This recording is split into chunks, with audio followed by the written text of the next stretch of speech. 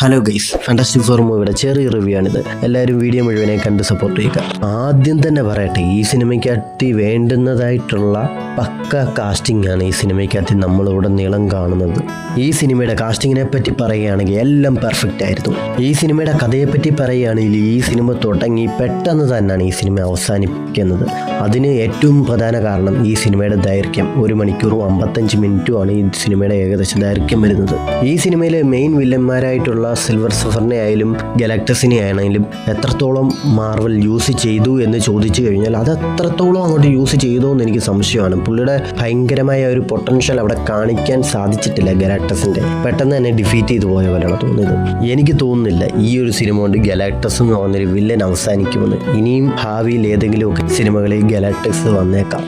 ഈ സിനിമയിൽ എല്ലാ ആക്ടേഴ്സും നല്ലതായിട്ട് തന്നെ അഭിനയിച്ചിട്ടുണ്ട്. അങ്ങനെ ആരെയും കുറ്റം പറയാനായിട്ട് പ്രത്യേകിച്ചൊന്നുമില്ല. VFX CGI വർക്കുകളെല്ലാം അതിഗംഭീരമായിട്ടുണ്ട്.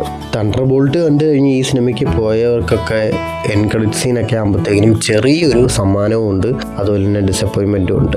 ഈ സിനിമ കണ്ടിട്ട് എനിക്ക് തോന്നുന്നത് ഇത് ചുമ്മാ ഫാന്റാസ്റ്റിക് ഫോറിനെ ഒന്ന് കാണിക്കാൻ വേണ്ടി ഗലാക്ടസ് എന്ന് പറഞ്ഞൊരു വില്ലനെ കൊണ്ടുവന്നിട്ട് കാണിച്ചൊരു മൂവി, അത്രേ ഉള്ളൂ. അവരെ ഇൻട്രൊഡ്യൂസ് ചെയ്യാൻ വേണ്ടി മാത്രം, അല്ലാതെ പ്രത്യേകിച്ച് ഇതിൻ്റെ അതിലൊന്നുമില്ല.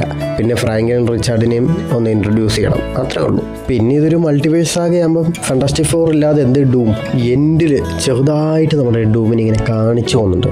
ആ ഒരു സീൻ എൻ്റെ പൊന്നോ, തിയേറ്ററിൽ കയ്യടിയുടെ മേളമായിരുന്നു. RDJക്ക് കിട്ടുന്ന ഒരു സപ്പോർട്ടാണത്. ഫാന്റാസ്റ്റിക് ഫോർ ടീമിനെ ഇനി നമുക്ക് മുഴുവനായും ഡൂംസ് ഡേയിലൂടെ കാണാം. ഡൂമിനെ മുഴുവനായും നമുക്ക് ഡൂംസ് ഡേയിലൂടെയും കാണാം. കൂടുതലായി പ്രത്യേകിച്ചൊന്നും പറയാനില്ല, ഒരു ആവറേജ് പടം. എന്തായാലും തിയേറ്ററിൽ മസ്റ്റായിട്ട് പോയിരുത് കാണേണ്ടുന്ന ഒരു പടമാണ്. കാര്യം അങ്ങനത്തെ കുറേ സീൻസ് ഉണ്ട്, അതിഗംഭീരമായിട്ടുള്ള സീൻസാണ്. ഈ വീഡിയോ നിങ്ങൾക്ക് ഇഷ്ടപ്പെടുവാണെങ്കിൽ നിങ്ങൾ ലൈക്ക് ചെയ്യാനും കമൻറ്റ് ചെയ്യാനും ഷെയർ ചെയ്യാനും മറക്കരുത്. ചാനൽ ഇതുവരെ സബ്സ്ക്രൈബ് ചെയ്യാതെ സബ്സ്ക്രൈബ് ചെയ്യുക. തൊട്ടടുത്ത് കാണുന്ന ബെല്ലൈക്കൺ തന്നെ വിളിക്കുക. ഞാൻ ചെയ്യുന്ന ഓരോ വീഡിയോയുടെയും നോട്ടിഫിക്കേഷൻ നിങ്ങൾക്ക് വരാനായിട്ട്.